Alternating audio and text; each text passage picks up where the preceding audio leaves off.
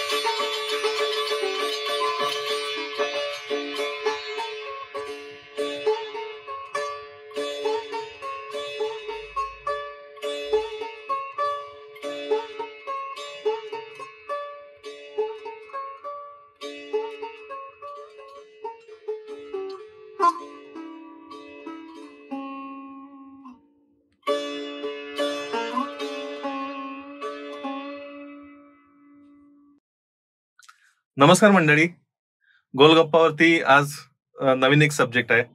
माझ्याबरोबर माझा मित्र मोहसिन मिरजकर हे आहेत आणि तंतुवाद्याबद्दल आपण आज डिस्कशन करणार आहे. म्हणजे कळाल ना मी कुठे आहे? तर मी मिरजेत आहे. राईट, बरोबर. तर मिरजेमध्ये तंतुवाद्य म्हटल्यानंतर मिरजेशिवाय दुसरं नाव आपल्याला आठवतच नाही. तर ती हिस्ट्री कशी आली, म्हणजे तंतुवाद्य, सतार मेकर हे सगळे मिरजेमध्ये कसे आले, तर आणि आत्ताची कंडिशन, आत्ता कसा हा बिझनेस रन होतोय याबद्दल आपण मोहसिनकडून जाणून घेणार आहे. तर चला बघूया. नमस्कार मोहसिन. नमस्कार. बऱ्याच वर्षांनी भेटतोय आपण.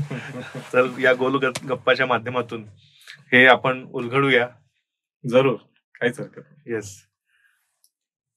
तर मला वाटतं 1850 साली असं म्हणतात. हा. असं म्हणतात, पण त्याच्याही आधीपासून इथं ते म्हणजे ही कला किंवा हे करणारी लोक होती.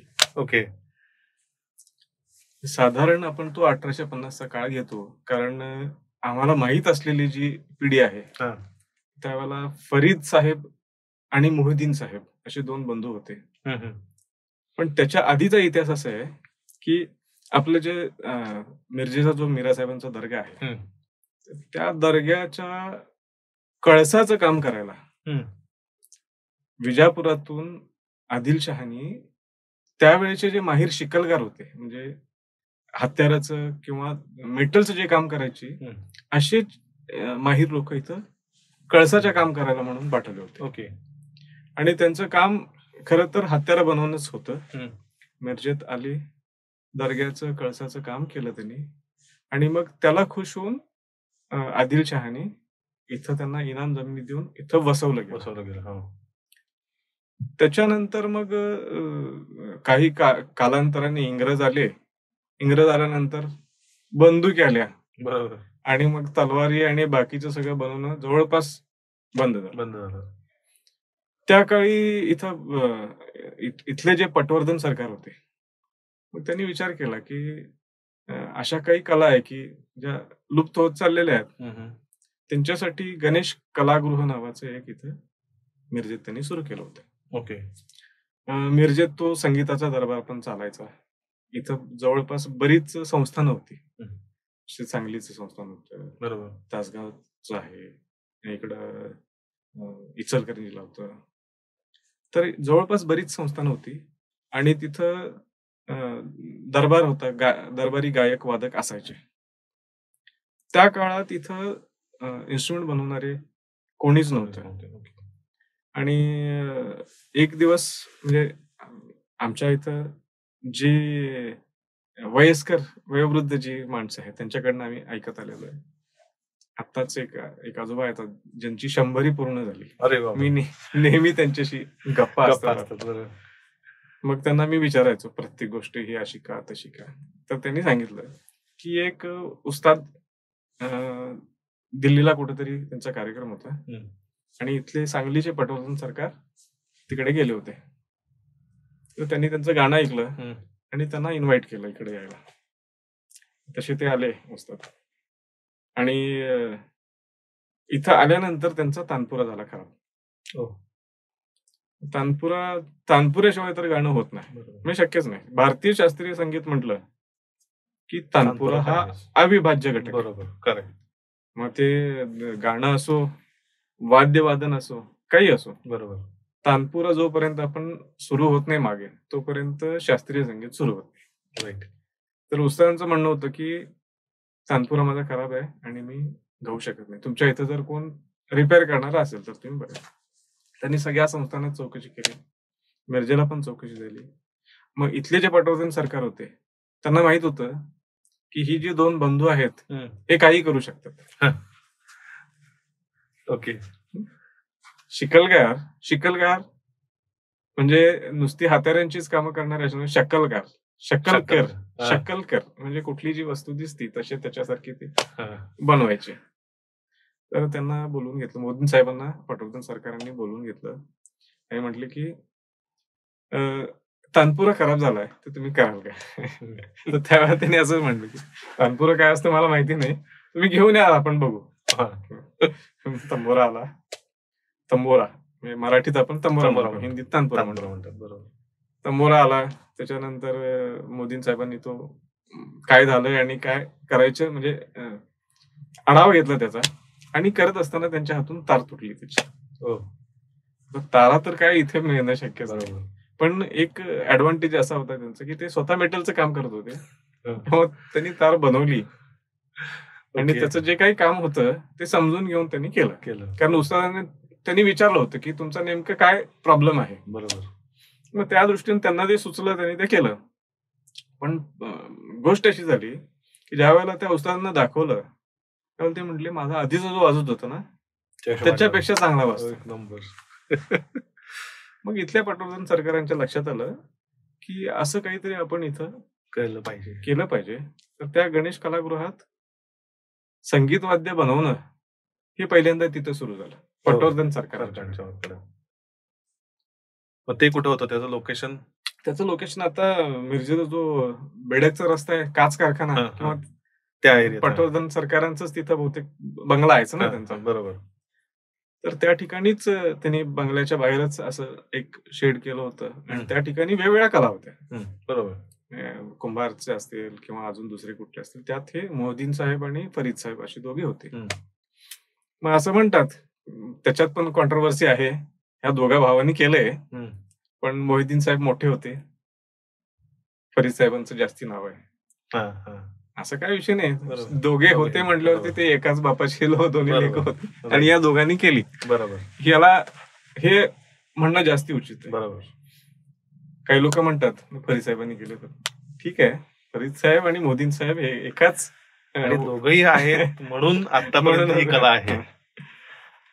तर त्याच्यानंतर मग बऱ्याच पिढ्या याच्यात गेल्या. आता मी 7वी पिढी असं म्हणतो, 7व्या पिढीतला आहे मी. तर ह्या 7 पिढ्या नुसत्या अशाच गेल्या नाहीत. तर त्यावेळेला पहिल्यांदा तानपुरा रिपेअर झाला. मग तानपुऱ्यासाठी काय काय लागतं, भोपळा लागतो, लाकूड लागतं, आणि मग त्याच्यानंतर खुंट्या आल्या आणि बाकीच्या गोष्टी आल्या. पण तो भोपळा कुठून मिळवायचा? बरोबर. त्यावेळेला इथं काही भोपळे नव्हते. मग ती साधू लोक वगैरे यायची कमांडलू घेऊन, तर ते भोपळाचे असायचे. मग त्यांना काहीतरी देऊन ते भोपळे घ्यायचे आणि मग त्याच्यावरती प्रयोग सुरू झाले. मग मिरजेच्या ह्या कृष्णाकाठी भोपळे लावायचे प्रयत्न झाले. त्याच्या आधी भोपळे मिळत नव्हते, त्यावेळेला कागदाचे लगदे करून त्यापासून भोपळा बनवून सुद्धा तंबोरे बनवलेले आहे. बापरे. तर आमच्या लोकांनी, पूर्वजांनी एवढं त्याच्यात काम केलंय. आणि मग त्यापासून म्हणजे कागदापासून भोपळे बनवून तंबोरे केले. त्याच्यानंतर मग डेव्हलपमेंट होत गेली, इथं भोपळे व्हायला लागले. आणि दरबार असल्यामुळं इथं बरेच कार्यक्रम व्हायला लागले. आणि ह्या लोकांना त्या इन्सिडेंटमुळं सगळीकडे नाव झालं की मिरजेत अशी लोक आहेत की जे काही करू शकतात. मग सतार झाली, तंबोरा झाला. इथं कुरुंदवाड संस्थान होतं, तिथं रहमत खान म्हणून होते सितारवादक, ते दरबारी होते तिथं. मग त्यांचा कॉन्टॅक्ट झाला. मग ती सतार कशी बनवायची किंवा त्या सतारीसाठी काय काय करावं लागतं, ही उस्ताद आणि पंडित लोक ज्या वेळेला यायची त्यावेळेला त्यांच्याशी आमच्या लोकांचं डिस्कशन व्हायचं आणि त्या पद्धतीनं त्यांना ते तयार करून देण्यात यायला लागलं. सर्व दूर नाव झालं. 2-3 पिढ्या त्या डेव्हलपमेंट मध्ये गेल्या. त्याच्यानंतर माझे आजोबा उमर साहेब हे असे ग्रस्त होते की ते वाद्य तयार करण्यासोबतच स्वतः गायक, स्वतः सतार वादक, हार्मोनियम नवीन आली होती त्या काळात, तर त्यांनी ते हार्मोनियम वादन पण शिकलं. बरोबर. म्हणजे अब्दुल करीम खासा यांच्या कन्या हिराबाई बडोदेकर, तर त्यांच्यासोबत ते हार्मोनियम साथीला जायचे. साऊथला जेवढे कार्यक्रम असायचे तर ते साऊथला त्यांच्यासोबत कार्यक्रमाला जायचे हार्मोनियम वादक म्हणून. आणि हिराबाई त्यांना नेहमी म्हणायच्या तंबोरे पण तुम्ही घेऊन या. तंबोरे 2 तंबोरे आणि 1 हार्मोनियम द्यायची प्रत्येक वेळेला. मग हिराबाईंना एकदा वाटलं की तुम्ही 2 तंबोरे आणि 1 हार्मोनियम कशी ट्रॅव्हल कशी करू शकता. बरोबर. कारण अवघड अवघड आहे आहे त्या गोष्टी. भोपळ्याच्या डेलिकेट आहे नाजूक सगळं. वस्तू. नाजूक वस्तू एकदम. तर असं काही होईल का की 2 तंबोऱ्याच्या ऐवजी एका तंबोऱ्यातूनच 2 तंबोऱ्याचा आवाज येईल. मग हे एका नुसतं कारागिराला त्या गोष्टी समजणं कठीण आहे. बरोबर. जो स्वतः आर्टिस्ट आहे त्याला माहिती. माहित असतं काय आहे. नुसता एक साचा ढाचा बनवला आणि झालं मग ते नाही. 2 तंबोऱ्याचा आवाज म्हणजे काय? डबल म्हणजे का 2 भोपळ्या लावायचे का काय करायचं ना? बरोबर. तर शास्त्रीय संगीतात ज्या वेळेला आपण मागे 2 तंबोरे लावलेले असतात.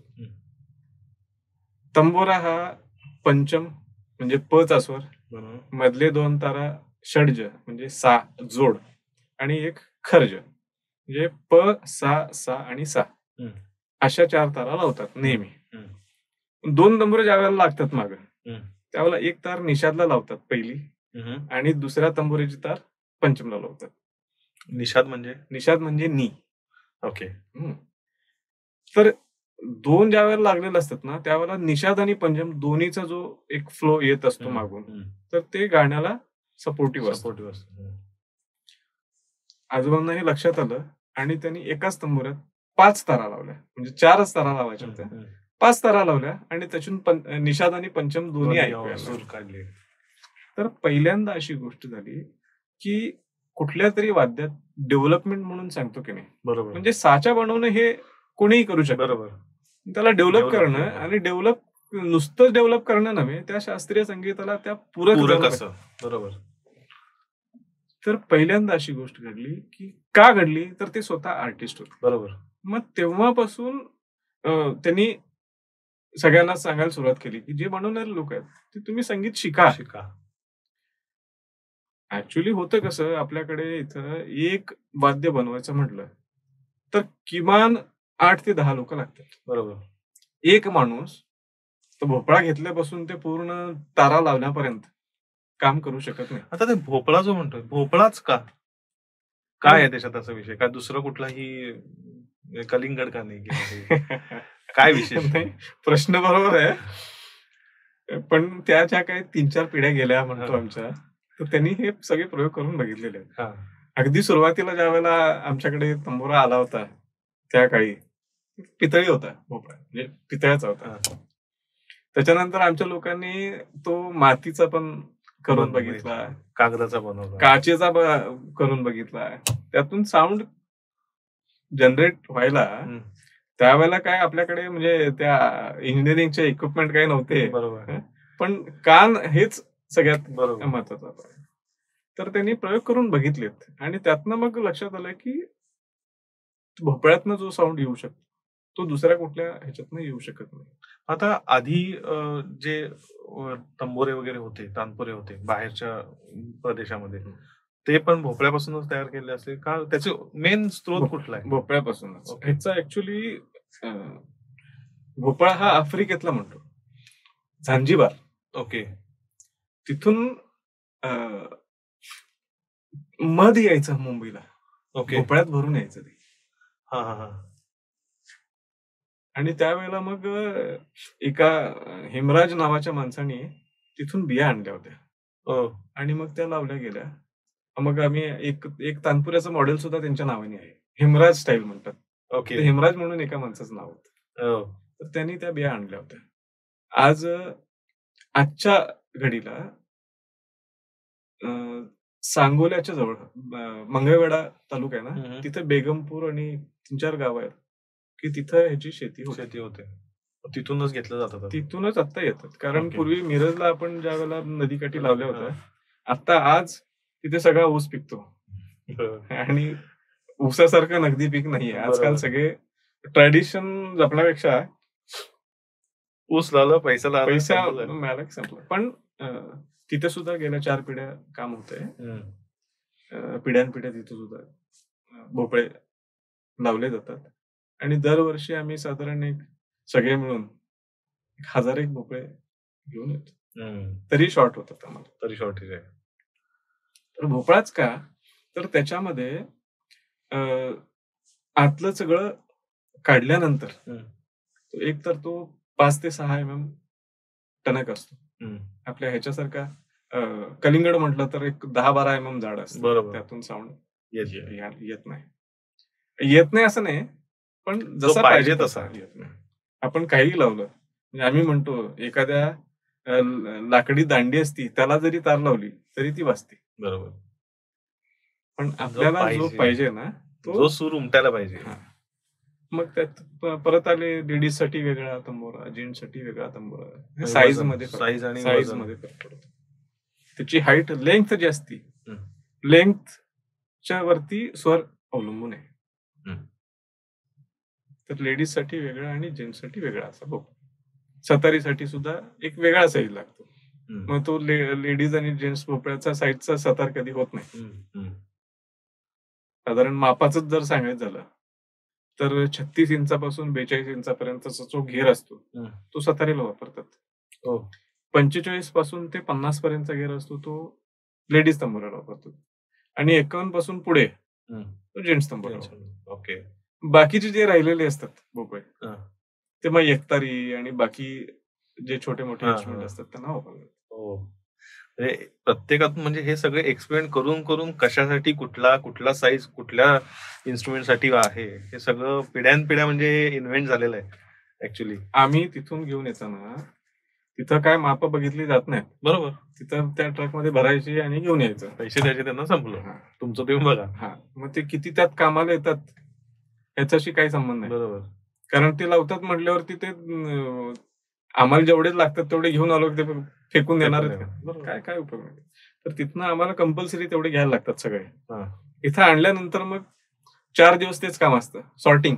बरोबर.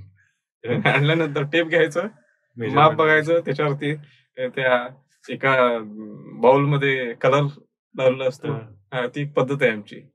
एक स्टिक एक घ्यायची, त्याला कापड बांधायचं आणि त्याच्यात बुडवून माप घेत चला 4-5 दिवस सॉर्टिंगच काम होतं. सॉर्टिंग झाल्यानंतर मग गोडाऊनला एक ठिकाणी जेंट्स, एक ठिकाणी लेडीज, एक ठिकाणी असे करून ठेवून देतो. दरवर्षी जो येतो तो मागे ठेवलेला म्हणजे जेवढे जास्ती जुनं तेवढं चांगलं असं म्हणतात. मग ते लाकूड असो भोपळा असो. तर अशी आमची भोपळ्यातलं आतलं काढल्यानंतर तो सडणं वगैरे असं काही संबंध नाही का त्याच्या प्रोसेस करता? हा भोपळा जो आहे ना हा खायचा भोपळा नाहीये. हा कडू भोपळा आहे. ओके. त्याची असं म्हणतात की जनावर सुद्धा त्याला तोंड लावत नाही.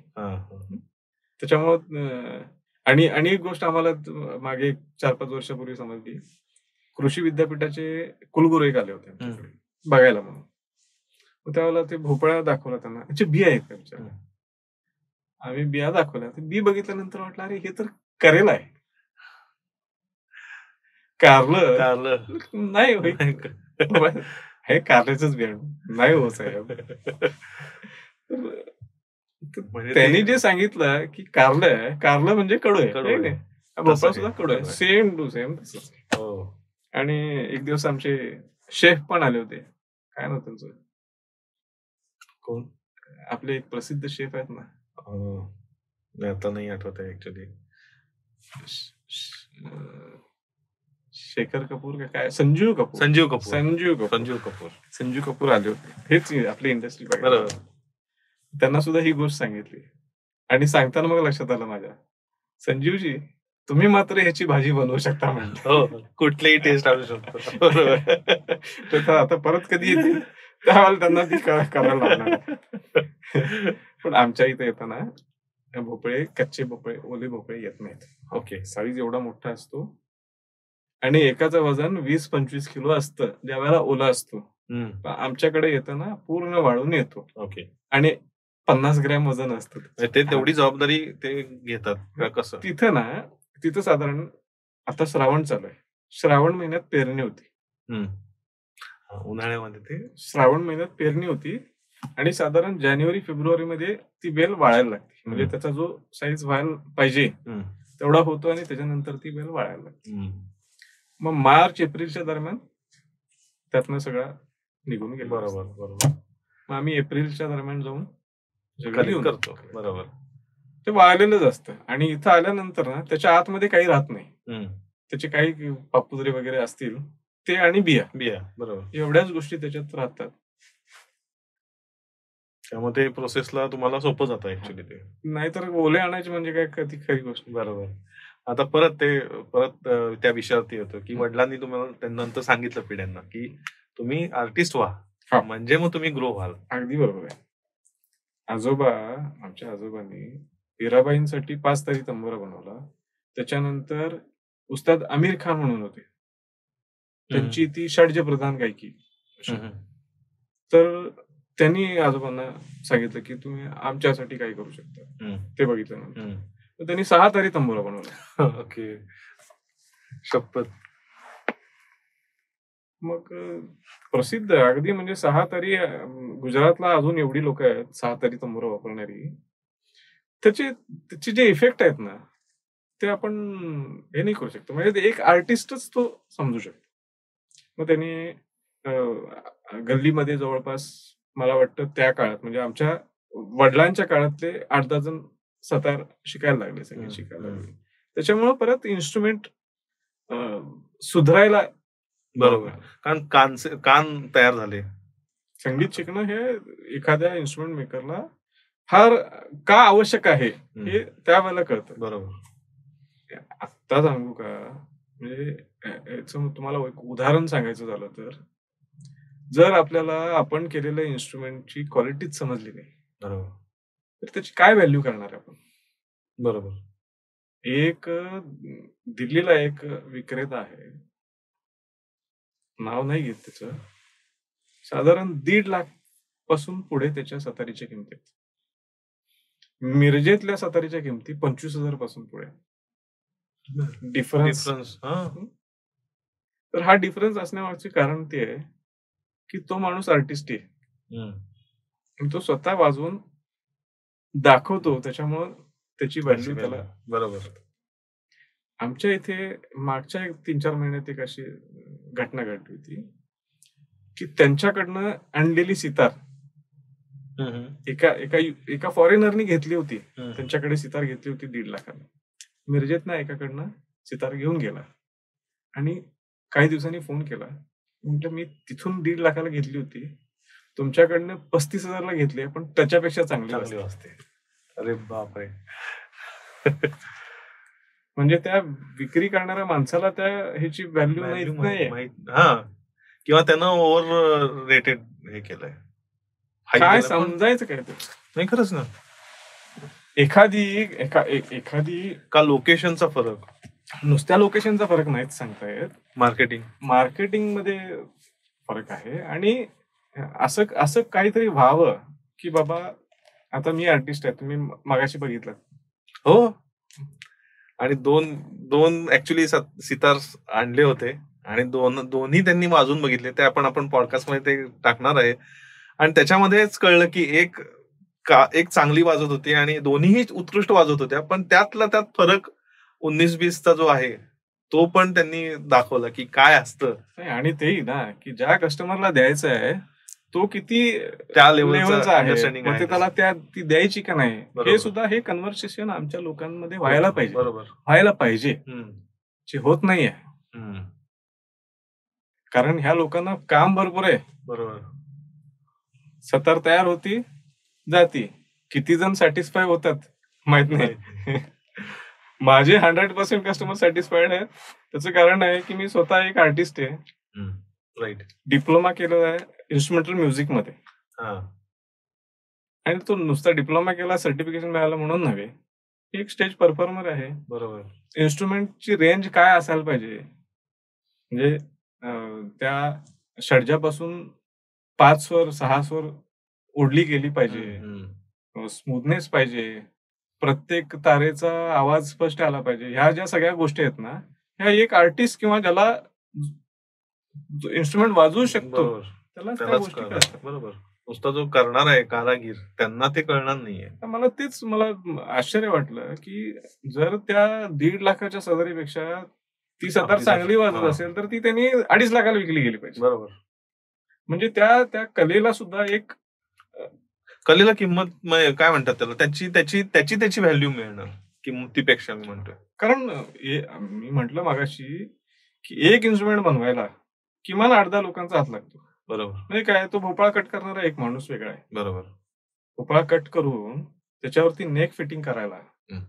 भोपळा कट करायचा, त्याच्यानंतर 2 दिवस पाण्यात भिजवायचं, जरासा फ्लेक्सिबल होतो तो. मग लाकडाची जी नेक असती त्याच्यावर फिटिंग करायची. त्याच्यासाठी एक माणूस, दुसरं कोण काय करत नाही. तो माणूस दुसरं काम करत नाही. ती नेक फिटिंग करणे आणि त्याच्यावरती ती पत्तीची डिझाईन करणे, ही 2च काम त्याला असतात. त्याच्याकडचं काम संपलं की मग ते जो साचा बनवतो त्याच्याकडे तो भोपळा जातो. त्याच्या आधी दांडी एक दुसराच माणूस खोदकाम, दांडी जी असते त्याची, बरोबर. मग त्याचं खोदकाम करायला किंवा ती दांडी बनवायला म्हणून एक वेगळा माणूस. त्याच्यावरची जी प्लेट असती त्या भोपळ्याच्या वर बसवतो. तो हे सगळं असेंब्लिंग करणारा जो माणूस असतो त्याच्याकडे जातो. बरोबर. असेंब्लिंग करून झालं त्याचं की जे इथले मालक लोक आहेत म्हणतो आम्ही, की जे काही ब्रँड आहेत, अमुक तमुक एक 8-10 ब्रँड आहेत मिरजेत, तर ती मालक लोक तिथे जाऊन जो असेंबल करणारा माणूस असतो त्याच्याकडे बसून कुठल्या आर्टिस्टला द्यायचे, तर त्याचा साऊंड कसा असावा, त्याच्याप्रमाणे त्याची जाडी किती असावी त्या प्लेटची, ते बघितलं जातं. मग ते ज्याला प्री ऑर्डर असेल तरच ना. प्री ऑर्डरच असती. आपल्याकडे विदाऊट ऑर्डर काम होत नाही. आपल्याकडे एवढ्या ऑर्डरी आहेत की त्याच्या 20-25% सुद्धा आम्ही सप्लाय करू शकत नाही अशी परिस्थिती. बापरे. त्याचं कारण आहे जगभर लोक घेणार आहेत. खरंय. मिरज फक्त एक शहर आहे, त्यात फक्त 50-60 लोक आहेत जी बनवणारे आहेत. बरोबर. खरंय. प्री ऑर्डर बरोबर, प्री ऑर्डर शिवाय शक्यच नाहीये. पण त्याच्यावरती तोडगा काढायला आम्ही आता सुरुवात केली. मग काय करताय आता सध्या? कारण तुमची या पिढीनं काहीतरी केलं तर पुढच्या पिढीचं आपण अजून सुखकर होणार आहे. तर मग काय वेगळं, म्हणजे आता ह्या गोष्टी कळल्या, म्हणजे इथपर्यंत आपला प्रवास तंतुवाद्याचा झालेला आहे. आता तिथून ग्रो करण्यासाठी किंवा मार्केटमध्ये एक स्थान निर्माण करण्यासाठी, म्हणजे मला असं वाटतं की मिरजेची पण 2.5 लाखाला जायला पाहिजे. नक्कीच. त्यासाठी काय परवा एक गिऱ्हाईक आलं होतं माझ्याकडे, जोधपूरहून एक गिऱ्हाईक आलं होतं. त्यांना सतार आणि तंबोरा दोन्ही वाजले पाहिजे होती. गल्लीत सगळ्यांच्याकडे फिरला, सगळ्यांच्याकडे फिरून माझ्याकडे आलं. मी बाहेर होतो, बाबा म्हटले मुलगा येतोय थांबा. मी आलो. आल्यानंतर जे बोलणं झालं त्याच्यावरनं लक्षात आलं की त्याला काहीतरी समजतं. मी म्हटलं आता प्री ऑर्डर तरी आपल्याकडे कुठले रेडी असत नाही. बरोबर. माझ्याकडे प्रीमियम क्वालिटीची वाद्य आहेत जी तयार आहेत, दाखवतो. तिने बघितली, मग त्यांना किंमत सांगितल्यावर म्हटले आम्हाला अमुक ठिकाणी एवढ्याला मिळते, काय हरकत नाही. मग एक सतार ठेवली होती, त्यांना सतार आवडली, कलर आणि बाकी सगळ्या गोष्टी. एका दिवसात होऊ शकत नाही ही गोष्ट. नाही तुम्ही काही करा, मला सतार तेवढी द्या, मी तंबोरा दुसरीकडनं घेतो. बर. मग ती सतार तयार केली संध्याकाळपर्यंत, आणि तंबोऱ्याचं सांगितलं होतं की दुसरीकडनं घेतो. त्यावेळेला सतार घ्यायला ज्यावेळेला आली माझ्याकडे, सतार तयार केली म्हणजे ते तयार, बाकी सगळं तयार होतं, फक्त ट्युनिंग, फ्रेट्स लावणे, स्ट्रिंग लावणे एवढंच होतं. पण त्याला सुद्धा 4 तास गेले. ओके. काही ज्यावेळेला आल्यानंतर म्हटले ती तंबोरा तेवढा द्या की तुमचा. म्हटलं नाही साहेब, प्रीमियम क्वालिटी आहे आणि माझ्याकडे प्रीमियम क्वालिटीच्या वर ठेवून आहेत. बरोबर. स्पेशल जे आर्टिस्ट असतात त्यांची जर रिक्वायरमेंट आली तर ती आम्ही काढून देतो. मी जनरल पब्लिकला मी दाखवत नाही. तुम्हाला ते ज्ञान आहे म्हणून मी तुम्हाला वरनं काढून आणून दाखवला. तर 2 मिनिट विचार केला, म्हटलं ठीक आहे द्या. म्हणजे त्या इन्स्ट्रुमेंटची व्हॅल्यू आम्हाला माहिती आहे म्हणून मी ती किंमत घेऊ शकलो. माझी मी सतार वाजवतो, जी माझी सतार आहे. मग ते म्हणाले की तुम्ही जे वाजवताय तीच सतार द्या. म्हटलं द्यायला काही हरकत नाही, मी नाही म्हणत नाही, पण त्याची किंमत 2.5 लाख रुपये. तो माणूस चाट पडला. म्हटलं कळतंय यांना. ती त्यांच्यासाठी जी सतार केली ती तयार, ती घेऊन गेले. तंबोरा पण घेऊन गेला. तेच आहे की आपण जे इन्स्ट्रुमेंट बनवतोय त्या इन्स्ट्रुमेंटची व्हॅल्यू आपल्याला स्वतःला माहिती नाही. म्हणजे थोडक्यात कसं आहे की म्हणजे इन्स्ट्रुमेंट घडतं, कारागीर तयार करत नाही, तर ते घडतं. म्हणजे सुरुवात करताना तो त्यातून काय वाजेल आणि कसा तो नाद येईल त्यानुसार त्याची व्हॅल्यू खरं तर ठरते. पण ह्या गोष्टीला म्हणजे मगाशी जे म्हटलं मी, की जो काही डिफरन्स आहे ऑर्डर आणि आमच्या मॅन्युफॅक्चरिंग कॅपॅसिटीचा, तर त्याच्यावरती आम्ही एक सोल्युशन काढलंय. महाराष्ट्र शासनाची एक स्कीम आली होती, MSICDP, म्हणजे Maharashtra state industrial cluster development programme. Okay. मग त्यावेळेला ऑफिसर्स लोक काही आली, म्हटले अशी गव्हर्नमेंटची स्कीम आहे, तर तुमच्यासाठी ते चांगलं होईल, करा. गल्लीत सगळीकडे फिरून झालं, कोणी रिस्पॉन्स दिला नाही. पण त्याच्या आधी 3-4 वर्ष मी तसा विचार करत होतो की काहीतरी आपल्याला मेकनाइज करता येईल. बरोबर. आणि असं चालून आलेलं आहे, तर आपण ते का सोडा का. मग आम्ही काही लोकांना सोबत घेतलं आणि गव्हर्नमेंटला ऍप्लिकेशन दिलं.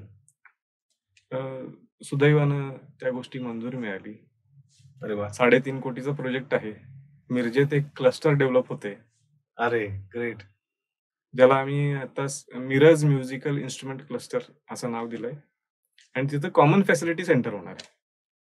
ओके. जेवढी लोक इथं काम करणारी जी लोक आहेत, कारागीर आहेत, तर त्यांच्यासाठी हाताने करणं जे अवघड काम आहे, जे मशीनवर करणं सोपं आहे. आणि आता मशीन झालेत. आणलं. सुरुवातीला आम्ही ज्या वेळेला ते करत होतो त्यावेळेला लोकांना पटत नव्हतं की असं काही मशीनवर होऊ शकतं. मशीनवर होऊच शकत नाही. इथूनच एक अरे आम्ही गेलो होतो ज्या वेळेला मंजुरी मिळाली, मशीन्स खरेदी करायच्या. एका फॅक्टरीमध्ये गेलो की आपल्याला अमुक मशीन खरेदी करायची, टीम होती आमच्या. गेलो, त्यांना दाखवलं, म्हटलं हे जे लाकडाचं जे काम आहे खोदण्याचं ते या मशीनवर होतं. मग एका करून दाखवा. अरे असं होत नसतं, त्याला प्रोग्राम करायला लागतो. बरोबर. प्रोग्राम केल्यानंतर मग ते त्याच्यावरती मग लाकूड ब्लॉक जे काही असेल ते ठेवायला लागतं. मग ते मशीन करून दाखवतं. ते काय नाही, मग ते करून दाखवल्याशिवाय आपण घ्यायचे नाही. बरोबर. एज्युकेशन आणि त्या विजन. बरोबर. एज्युकेशन नसलं तर आता काय, एज्युकेशन नसलं तर विजन असायचं काही कारणच नाही. बरोबर. पण ह्या सगळ्यांना समजवायला मला 3-4 वर्ष गेली. आपला मित्र दत्तात्रय मुळे हे पण इंजिनियर आहेत. बरोबर. तर त्यांनी ह्याच्यासाठी मला भरपूर मदत केली. त्या प्रोजेक्टला त्यांना आपण काय म्हणू, टेक्निकल ऍडवायझर म्हणून त्यांनाच घेतलेला आपण. ओके. आणि साधारण आता एक 4,500 स्क्वेअर फूटचं बांधकाम आहे, शेड तयार आहे, 70 लाखाच्या मशिनरी आलेल्या आहेत. अरे ग्रेट. अजून 1.5 कोटीच्या मशिनरी येणार आहेत, प्रपोज्ड आहेत. आणि दत्तानी मला त्या लाकडाच्या खोदकामाला जे काही प्रोग्रामिंग लागतं ते त्यांनी करून दिलं. सुरुवात झाली. त्याच्यामध्ये laser cutting, CNC router, wood working, lathe, अशा बऱ्याचशा मशीन आता आपल्याकडे आलेल्या आहेत. आणि ह्याच्यावरती काम आता चालू आहे. म्हणजे आपण मिरजेची जी कला आहे म्हणतो ना, त्याला आपण आधुनिक केली, असं आधुनिकीकरण केलं. राईट. नाही, ते गरजेचं करायलाच पाहिजे होतं. कारण डिमांड जेवढी आहे तेवढं जर आपण सप्लाय करू शकत नसतो तर त्याची काय कारण आहेत, त्यातलं बॉटलनेक काय आहे, कुठं अडकतं काम. बरोबर. या सगळ्या गोष्टींवरती विचार केला, रिसर्च केला आणि त्याच्यानंतर मग आम्ही पुढे जातोय. आता मॅन डिपेंडंट वरून आपण मशीन वरती चाललोय, त्यामुळं रोजगार पण निर्मिती होणार. नक्कीच. आणि मेन गोष्ट कसं आहे की मेन त्या कलेकडं आर्टिस्टिक व्ह्यू न बघून त्या गोष्टी दिल्या जातील. नाही, आता सांगू का, जरी आपण आता मशीनवरती जरी काम होणार आहे म्हटलं, मशीनवरती काय काम होणार आहे, बेसिक काही, म्हणजे जे हाताने करणं गरजेचं नाही. त्या बरोबर. एखादा ब्लॉक आहे, तो आमचा जो कारागीर आहे, तो काय म्हणू त्याला, चिजल असतो, तो चिजल धरतो, हातोडा वरनं मारतो, एक ढलपी काढतो, असं किती वेळ काम करणार. त्याची काहीतरी आहे की नाही बॉडी आणि त्याचा सपोर्ट. तो जोपर्यंत यंग आहे तोपर्यंत करेल, त्याच्यानंतर पुढच्या काळात काय आहे, कारण मी आमची बघितलेली आहेत.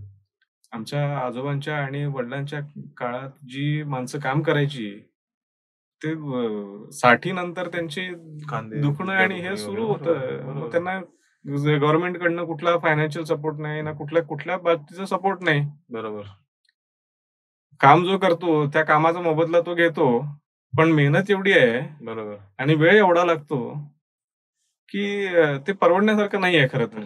पण ही भारतीय संस्कृती टिकवण्याचं काम ही लोक करतात. बरोबर. त्यासाठी गव्हर्नमेंटने काहीतरी केलं पाहिजे. आता जे म्हणजे जुन्या माणसांसाठी पण काहीतरी सपोर्ट केला पाहिजे. नक्कीच केला पाहिजे की आणि आता जे चालू आहे म्हणजे गव्हर्नमेंटनं जे अनुदान दिलं, प्रोजेक्ट क्लस्टर चालू झाला, तसे एक्झिबिशन वगैरे असतात का? एक्झिबिशन असतात. परत पुढे आपण त्या मुद्द्यावर येतो की मालच जर शिल्लकच राहत नसेल तर एक्झिबिशन कुठं? किंवा म्हणजे कसं थोडक्यात काय की मिरजेच्या माणसांना आता तो माणूस जर दिल्लीला घेतल्यानंतर तो इथं आला नसता तर आपल्याला कळलं असतं का की बाबा अरे हा 1.5 लाखाला पण ही आपण तंबोरा किंवा सतार विकली जाते, आपण 35लाच विकतोय. नाही, आजकाल सांगू का तुम्हाला, जेव्हापासून आम्ही ह्या प्रोजेक्ट कडे वळलो, पूर्वी फक्त दुकानात कामं व्हायची आपापल्या घरी. माझी जी स्पेशालिटी आहे ती मी करत बसायचो, दुसऱ्याची जी स्पेशालिटी आहे तो करत बसायचा, तो असा माल फिरत राहायचा. पण जेव्हापासून आम्ही ह्या प्रोजेक्ट कडे वळलो तर त्या प्रोजेक्टमध्ये सॉफ्ट इंटरव्हेन्शन असायचे. मग त्याच्यामध्ये काही लेक्चर्स असायचे. ओके, की तुम्ही तुमचा बिझनेस कसा वाढवू शकता.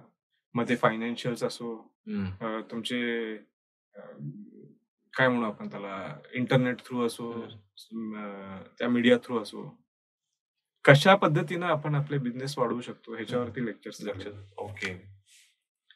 वेबसाईट कशा बनवायच्या, मग त्याचं प्रमोशन कसं करायचं याच्यावरती लेक्चर्स झाले. आणि त्यातून शिकून काही लोक तयार झाली. आता सांगू का तुम्हाला, मी जवळपास मिरजेत 5 वर्षापूर्वी एकाच दुसरा फक्त एक्सपोर्ट लायसन होता, एकाच दुसरी वेबसाईट होती. आज 25 वेबसाईट पण आहेत. आणि हे लोक मान्य करत नसतील की ते त्यामुळे झालं म्हणून, पण असो काय का होईना, मिरजेची आमच्या लोकांची प्रगती झाली आणि बदल झाले, फार महत्वाचं. बरोबर, बदल घडणं महत्वाचं.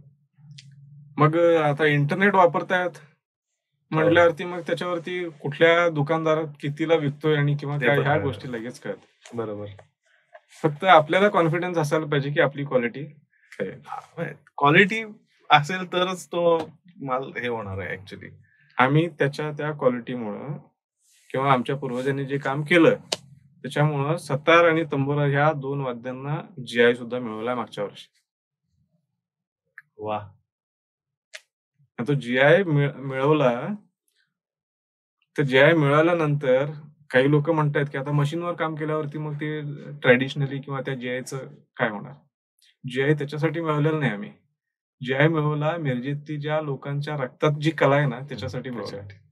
म्हणजे एखादं लाकूड आल्यानंतर तो किती पातळ करायचा का जाड ठेवायचा का काय करायचं हे आमच्या रक्तात आहे. बरोबर. ते लाकूड बघितलं, त्याचा टोन बघितला, आम्ही असं करून बघतो टोन त्याचा, मग म्हणतो हा हे बरोबर आहे, आता फिट करायच्यावरती. भोपाळ बघितला की त्याला किती खरडून किती पातळ केला पाहिजे किंवा जाड केला पाहिजे, त्याला थोपून काय करायला पाहिजे, हे आमच्या लोकांच्या रक्तात आहे. बरोबर. त्याच्यासाठी GI मिळवलं. Great great. खरंच इतकं भारी. खरं म्हणजे आता ही एक छान वाटते, एक अभिमानाची गोष्ट वाटते की तंतुवाद्य एक म्हणजे सराफ कट्टा, इथंच सगळे तंतुवाद्य वगैरेचे दुकानं आहेत, सगळेजण कितीतरी पारंपरिक पद्धतीनं तयार करतात आणि कितीतरी वर्षापासून आहेत, पण त्यांची ग्रोथ होतीये आणि कमर्शियल व्हॅल्यू देतोय आता आणि गव्हर्नमेंट पण त्याला सपोर्ट आता चालू केलेला आहे. तर हे खरंच ऐकून खूप बरं वाटलं. तर या नोटवरती आपण थांबवतोय आपला पॉडकास्ट. पण जाता आता काय सांगशील एक नोट की बाबा इव्हन आपल्या बंधूंसाठी आणि सतार ज्यांचा इंटरेस्ट आहे आणि त्यांना इथं कुठल्या कुठल्या पद्धतीचे सतार वगैरे मिळतील हे आपण सांगू. आणि सतार इथे नुसती सतारच नाही, स्ट्रिंग इन्स्ट्रुमेंट जेवढी तार तंतुवाद्य जेवढी आहेत तेवढी सगळी इथं बनतात. मिरजेत कुठलं वाद्य बनत नाही असं नाही. आजकाल तर चमड्यापासून बनणारी पण जे वाद्य आहेत म्हणजे तबला, ढोलक, ढोलकी, पखवाज वगैरे ज्या पण आहेत त्या पण बनतात. पण मिरजेची स्पेशालिटी स्ट्रिंग इन्स्ट्रुमेंट आहे. आणि पण गिटार वगैरे नाही, कारण गिटार पण बनते आता स्ट्रिंग इन्स्ट्रुमेंट सगळे बनतात. तर मिरजेत बनलेली वाद्य सगळे जे कलाकार मोठमोठे कलाकार आहेत तेवढ्या सगळ्यांच्याकडे मिरजेची वाद्य आहेत. सगळेजण मिरजला येऊन घ्यायची कारण तीच आहेत की इथलं वेदर, इथलं लाकूड, इथलं मॅन्युफॅक्चरिंग ची सिस्टम ही सगळी युनिक आहे. इथं तयार झालेली वाद्य एकदम उच्च दर्जाची असतात म्हणून ही सगळी येतात. आणि डिमांड आणि ह्याचा जर विचार केला तर मला वाटतं की आम्ही आता कमी पडतोय. साधारण आता परवा सर्वे केला आम्ही, तर गिटारचा जागतिक जो डिमांड आहे तो साधारण 10 बिलियनच्या आसपास जातो. ओके. ऑल ओव्हर वर्ल्ड 1 वर्षाचा. सितार या इन्स्ट्रुमेंटचा एका वर्षाचा जो खप किंवा मागणी आहे ती 80 मिलियन आहे. 80 मिलियनचा जर विचार केला तर 1,75,000 सतारी ची डिमांड आहे. बरोबर. मिरजेत 1,000 सितारी बनत नाहीत वर्षाला. बापरे. आणि बाकीचे कुठून मग घेतात? नाही, मिरज आणि एक कलकत्ता 2च आहेत. पण त्यांची सुद्धा काय 1,000 या 2,000च्या वरती कॅपॅसिटी असणार नाहीये. म्हणजे मला म्हणायचं असं आहे ह्या सगळ्या लोकांच्यासाठी की एवढी डिमांड आहे तर एवढं कामही आहे. बरोबर. आम्ही असा प्रयत्न करतोय की ह्या आमच्या प्रोजेक्टच्या माध्यमातून प्रत्येक शहरामध्ये एक सर्व्हिस सेंटर असावं की जिथं स्ट्रिंग इन्स्ट्रुमेंटची किंवा म्युझिकल इन्स्ट्रुमेंटची काय म्हणू आपण त्याला सर्व्हिस मिळेल. तिथल्या लोकांना आता तू दिल्लीतून येणार माणूस घेऊन जाणार आणि नंतर काय झालं तर करायला काय. बरोबर.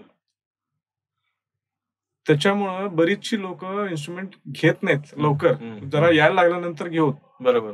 मग सर्व्हिस जर मिळाली जिथल्या तिथे तर सुरुवात करताना जर इन्स्ट्रुमेंट घेतलं तर त्यांची इम्प्रुव्हमेंट पण लवकर होती. बरोबर. आणि सर्व्हिस मिळालेली म्हटल्यावरती लगेच घ्यायला पण तयार होते. तो सर्व्हिस देणाऱ्या माणसाला काम मिळेल. बरोबर. भारतीय संस्कृती वाढेल त्या निमित्तानं. बरोबर. कारण म्युझिक हा असा विषय आहे आम्ही तर दररोजच अनुभवतो, पण घरी आलास तर दाखवतो. माझ्या 3 मुली आहेत, त्यांना म्युझिक थेरपी दिली आहे. डोळे बंद केली तरी त्यांना दिसतं. अरे, म्युझिकचा एवढा इफेक्ट आहे. बरोबर. तर आजकाल जे आपण परिस्थिती बघतोय ती जर संगीत शिकायला लागली लोक तर ती सगळी परिस्थिती बदलेल.